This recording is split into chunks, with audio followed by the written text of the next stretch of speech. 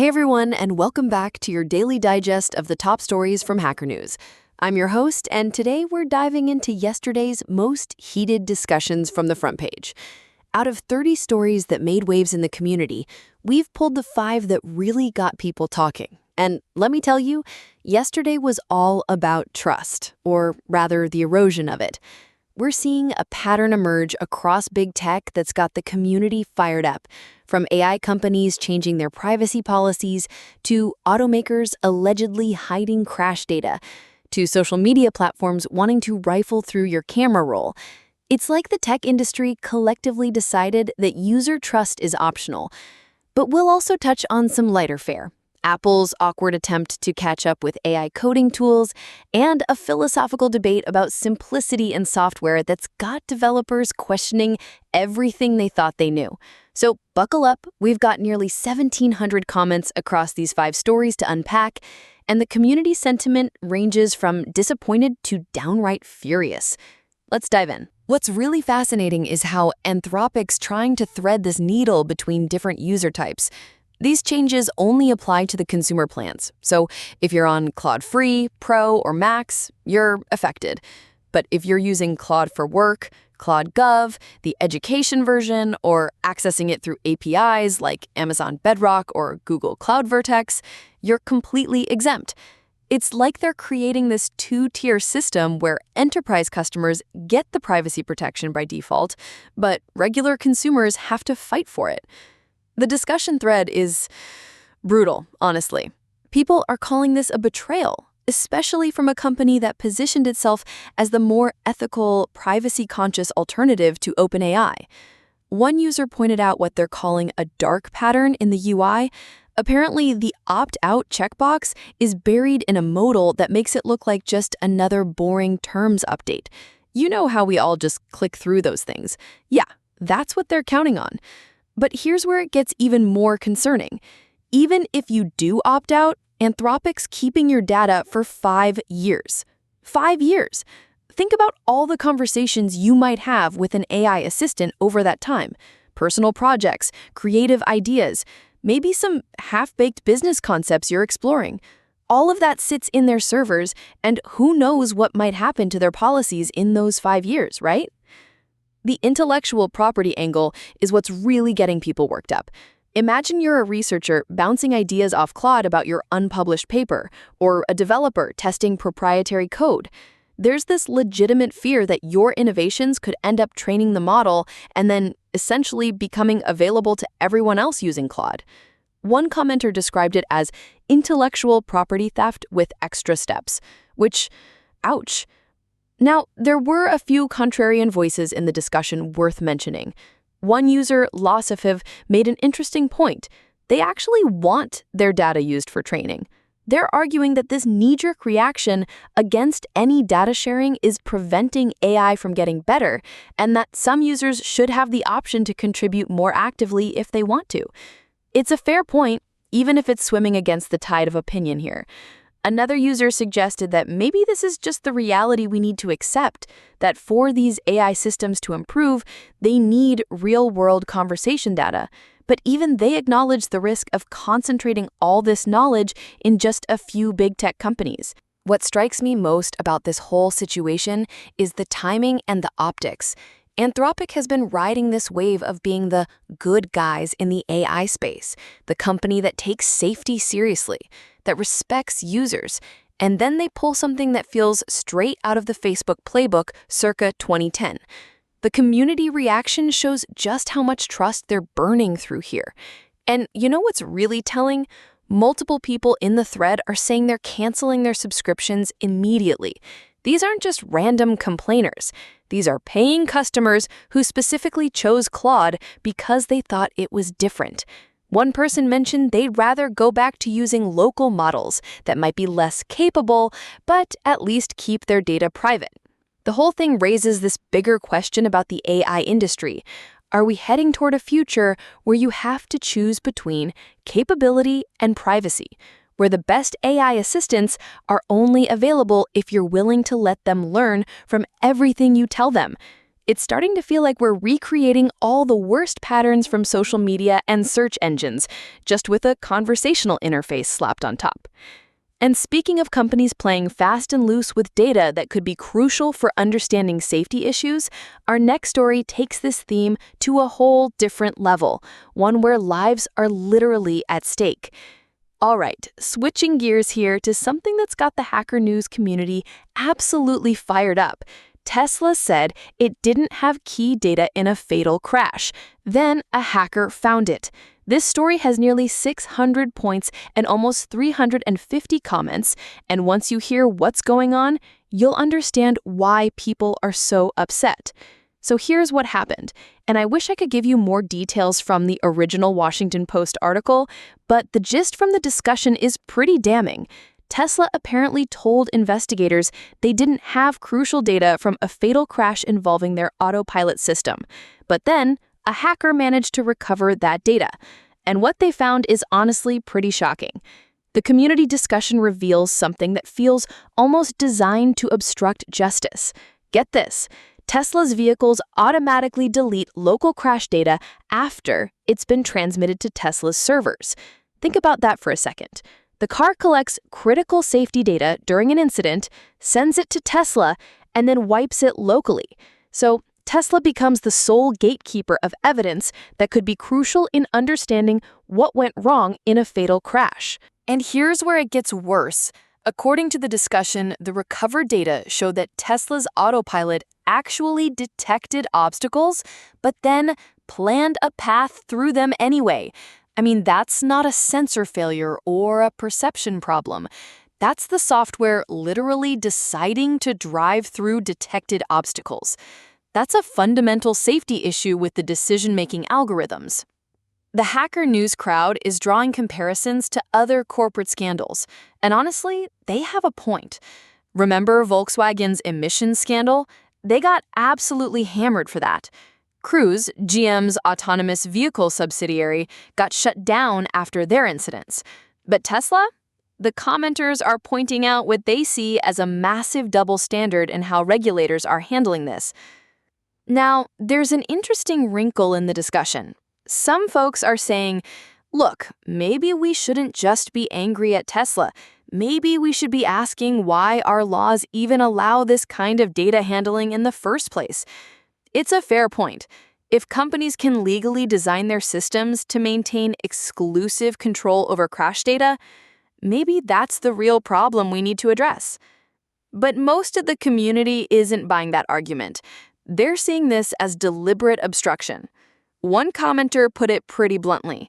This looks like it was engineered specifically to make it harder for victims' families to get justice in court. When you're the only one holding the evidence, you control the narrative. And then there's the whole full self-driving naming controversy that keeps coming up. People are pointing out that calling something full self-driving when it requires constant human supervision is, well, it's misleading at best. But that almost feels like a minor issue compared to the data deletion practices. What really strikes me about this whole situation is the pattern it reveals. A fatal crash happens, Tesla says they don't have the data, and only through the work of an independent hacker does the truth come out. How many other cases are there where nobody managed to recover the deleted data? How many families have been told, sorry, we just don't have that information, when Tesla actually had it on their servers? The technical community is particularly outraged because they understand exactly how this system was designed. This isn't some accidental bug or oversight. Deleting local data after upload is a deliberate architectural choice. Someone sat in a meeting and decided this was how the system should work. You know what's really frustrating? The discussion points out that Tesla's autopilot detecting obstacles and then planning to go through them anyway suggests this isn't just about bad sensors or edge cases. This is about fundamental flaws in how the software makes decisions. And if Tesla's hiding that data, well, that's not just a legal problem, that's a massive safety issue for everyone sharing the road with these vehicles. The community sentiment is pretty clear. This feels like a company putting litigation strategy ahead of safety transparency. And when we're talking about fatal crashes and autonomous driving systems that millions of people are using on public roads, that's genuinely terrifying. Now, if you thought the privacy concerns about data handling were limited to just consumer services and automotive companies, wait until you hear about Meta's latest move that has people rushing to check their phone settings. All right, switching gears here to something that's got the Hacker News community absolutely fired up. And honestly, it should probably concern all of us. Our next story. Some users have noticed settings that let Meta analyze and retain phone photos. Yeah, you heard that right. We're not talking about photos you consciously upload to Facebook or Instagram. We're talking about Meta potentially having access to analyze and keep copies of photos sitting in your camera roll. Photos you never intended to share with anyone, let alone Mark Zuckerberg's data empire. So here's what's happening. Some Facebook users have been digging through their privacy settings, those menus buried 17 layers deep that nobody ever checks. And they're finding these new permissions that essentially give Meta the green light to scan through their entire photo library. And I mean everything. That embarrassing selfie you took at 3 a.m., those screenshots of your bank statements, the photos from your kid's birthday party that you specifically didn't post online. Meta wants to take a look at all of it. What's particularly sneaky about this whole thing is how quietly it's been rolled out. There's no big announcement, no, hey, we'd like to rifle through your personal photos pop-up. It's just there, buried in the settings, waiting for people to stumble across it or, more likely, never notice it at all. The Hacker News discussion on this is absolutely scathing, with 223 comments and counting, and let me tell you, I haven't seen this level of unified disgust in a while. People are sharing horror stories about Meta's data collection practices that go way beyond just photos. We're talking about users discovering that Meta tracks their browser history, harvests their contacts, pulls metadata from everything they touch, and participates in these real-time bidding networks where your data gets auctioned off to advertisers faster than you can say privacy violation. One commenter pointed out something really interesting about iOS that I wasn't aware of. Apparently, Apple doesn't provide any kind of audit log for when apps access your photos. So even if you've given limited permission, you have no idea when Facebook is actually looking at your stuff or what it's doing with it. Android users aren't much better off, though some folks running Graphene OS, that's a privacy-focused Android variant, say they've got more granular controls. Now, there was one contrarian voice in the discussion, a user who argued this should be a non-issue if people just properly configure their privacy settings and limit photo access through iOS's built-in controls. And look, technically they're not wrong, but that's kind of missing the forest for the trees here. The fact that Meta is even trying to implement this feature, banking on people not understanding or noticing these settings, that's the real problem. What really struck me reading through these comments is how many people have just completely given up on Meta products altogether. We're talking about folks who deleted Facebook, Instagram, WhatsApp, everything Meta-related, some of them years ago. One person mentioned they haven't had any Meta apps on their devices since 2018 and haven't missed them once. Another interesting comment came from someone who admits they still use Messenger on their privacy-focused Graphene OS phone because, and I quote, normal people friends all use Messenger. And that right there is the crux of Meta's power, the network effect that keeps people locked in even when they know better. The technical details being discussed are pretty fascinating too. People are talking about how Meta doesn't just want your photos. They want to analyze them, presumably for facial recognition, location data, understanding your relationships, your interests, building this incredibly detailed profile of who you are based on images you never meant to share. Someone mentioned that Meta is participating in RTB networks, real-time bidding, where your data profile gets sold to the highest bidder in milliseconds every time you load a web page with ads. You know what's really telling? Multiple commenters are calling for criminal accountability here. Not just fines, not just regulations, but actual criminal charges for executives who authorize these kinds of privacy violations. That's how fed up people are getting with this constant erosion of privacy. For anyone listening who wants to check if this is affecting them, apparently you need to dive into your Facebook app settings, look for anything related to photo analysis or media permissions. The exact location seems to vary depending on your app version and platform, which of course it does, because why make it easy to protect your privacy? The bigger picture here is that this is just the latest in Meta's long history of pushing boundaries, seeing what they can get away with, and then pulling back only when there's enough public outcry or regulatory pressure. It's the same playbook every time. Implement something invasive, hope most people don't notice, apologize if caught, maybe dial it back a bit, then try again 6 months later with slightly different wording. And honestly, at what point do we say enough is enough? How many times does a company need to violate user trust before we stop giving them the benefit of the doubt? Because this isn't a bug, it's not an oversight. This is a deliberate feature designed to harvest more data from users who've already given Meta plenty. Speaking of companies making questionable decisions about privacy and data handling, let's talk about Apple's latest announcement that has developers scratching their heads. Remember how we just discussed Meta wanting to analyze your photos? Well, Apple, the supposed champion of privacy, just announced they're sending your code to a third-party AI, Claude in Xcode. All right, so moving into our next story here, and this one's got the Hacker News crowd pretty fired up. Claude Sonnet will ship in Xcode. Now, when I first saw this headline with 475 points and nearly 400 comments, I thought, wow, Apple's really embracing third-party AI in a big way. But turns out there's a lot more to unpack here, and the community reaction is fascinating for all the wrong reasons. So here's what's happening. Apple announced on their developer portal that they're integrating Anthropic's Claude Sonnet model into Xcode, their development environment. And on the surface, that sounds huge, right? Apple, the company that famously likes to build everything in-house, is bringing in an external AI coding assistant. This would put them in direct competition with GitHub Copilot, with Cursor, with all these AI-powered coding tools that developers have been raving about. But here's where it gets interesting. And by interesting, I mean controversial. The Hacker News discussion absolutely tears this announcement apart. And honestly, they've got some valid points. First off, the headline is apparently pretty misleading. Claude isn't actually shipping in Xcode the way you might expect.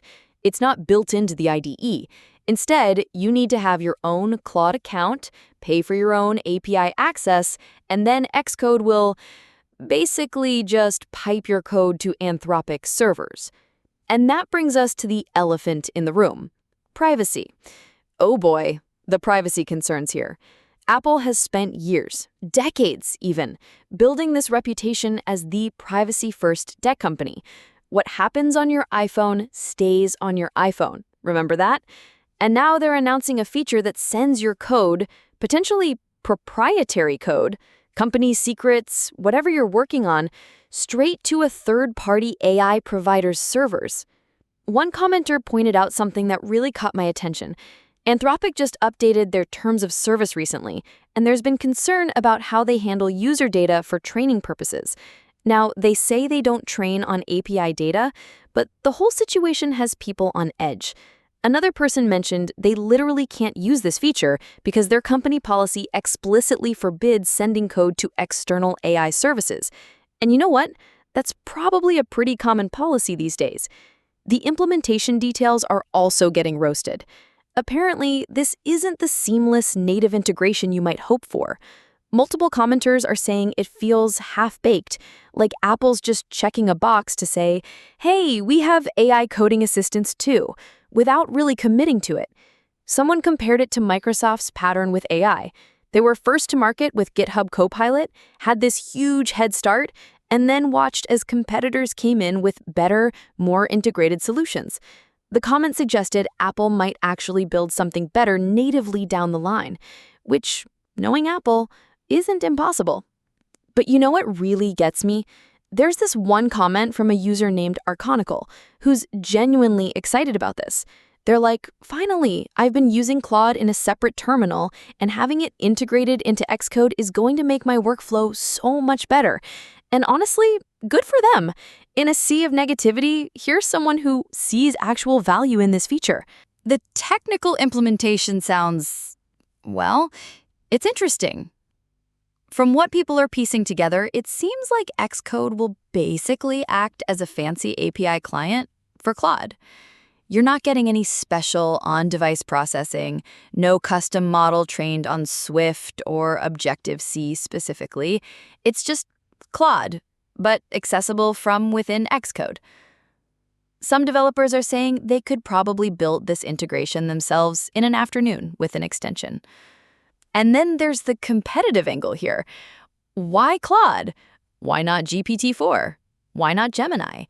The choice of Anthropic as a partner is curious, especially given that Microsoft has GitHub Copilot, Google's pushing Gemini into everything, and here's Apple going with the, I don't want to say underdog because Claude is excellent, but it's definitely not the market leader in terms of mindshare. The whole thing really highlights this tension in the industry right now. On one hand, developers want AI assistance. It's genuinely useful for boilerplate code, for debugging, for exploring unfamiliar APIs. But on the other hand, there are real concerns about privacy, about code ownership, about whether we're inadvertently training these models on proprietary information.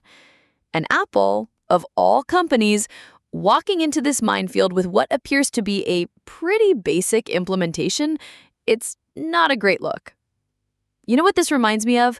It's like when Apple finally added widgets to iOS years after Android had them, but the implementation was so limited that people just complained more. Sometimes being late to the party means you can learn from others' mistakes and build something better. But sometimes it just means you're late to the party with nothing special to offer. The discussion thread has over 380 comments, and I'd say maybe 10% are cautiously optimistic, while the rest range from skeptical to outright hostile.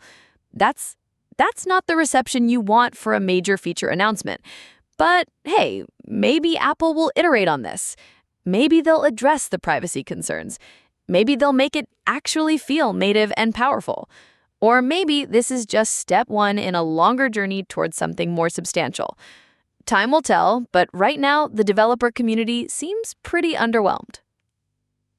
All right, let's shift gears from all this privacy doom and gloom to something a bit more philosophical. Our final story touches on a fundamental question that every developer faces. In a world of increasingly complex systems and tools, what does it actually mean to keep things simple? All right, now let's dive into something that really struck a chord with the Hacker News community. Do the simplest thing that could possibly work. This one pulled in over 450 points and nearly 200 comments, and honestly, it's touching on something every developer has wrestled with at some point. So here's the provocative claim at the heart of this piece. You should always choose the simplest possible solution. Not sometimes, not usually, always. The author is basically saying that true mastery in software engineering isn't about showing off how many distributed systems patterns you know. It's about doing less, not more. And get this, they argue that great software design should actually look underwhelming.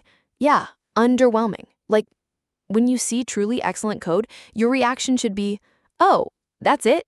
I didn't realize the problem was that easy.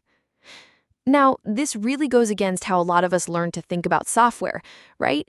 The author calls out this tendency we have, especially as junior engineers, to imagine these ideal systems with infinite scalability, beautiful microservice architectures, all the bells and whistles. You know the type. You've got your app servers, your load balancers, your caching layers, your message queues, your distributed databases.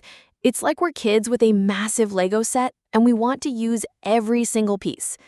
But here's where the discussion gets really interesting. The Hacker News crowd, they're not buying it wholesale.